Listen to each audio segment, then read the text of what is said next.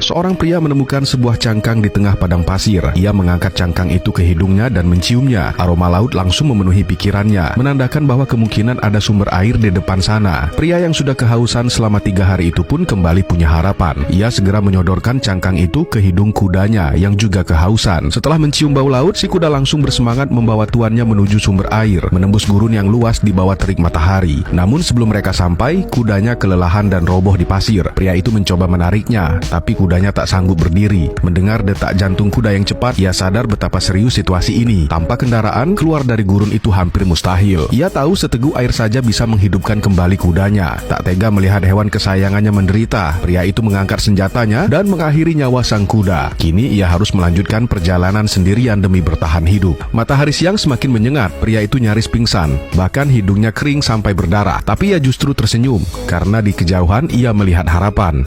Mungkin sumber air. Ia berlari, tapi kemudian tertegun. Ternyata benar, ada genangan air tak jauh di depan. Bahagia tak tertahan, ia percaya Tuhan belum menyerah padanya. Namun semakin dekat, ia justru makin kecewa. Kemudian ia menembakkan peluru ke langit karena marah. Air itu ternyata hanyalah ilusi, fata morgana yang disebabkan sinar matahari. Putus asa, ia hampir menyerah dan ingin tidur di pasir. Tapi tiba-tiba dari kejauhan terlihat cahaya terang. Didorong rasa penasaran, ia berjalan tertatih hingga menemukan sebuah tenda besar. Meski semangat, ia tetap waspada. Ia mencabut pedang dan perlahan membuka tirai tenda.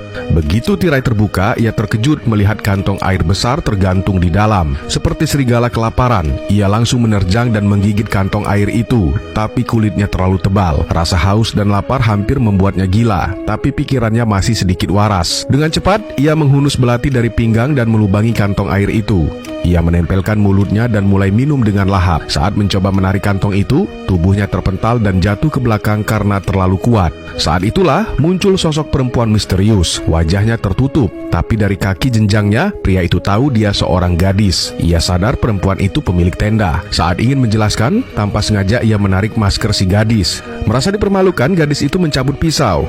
Pria itu cepat bertindak, menangkapnya dan memotong sehelai rambut gadis itu. Melihat si gadis mencoba memberi sinyal memanggil orang, pria itu langsung kabur dan bersembunyi lebih dalam ke padang pasir. Tak lama kemudian, 3 orang suku lokal datang menaiki unta, mengejar pria itu. Dalam pelarian, pria itu masuk ke sebuah lembah sempit, tapi para pengejar justru berhenti. Mereka tak berani masuk. Lembah itu adalah kawasan terlarang penuh bahaya bagi suku mereka. Namun mereka tak menyangka, bukannya celaka, pria itu justru menemukan sumber air di sana. Sayangnya sumber air itu dijaga oleh seekor macan tutul, besar dan tinggi melebihi manusia.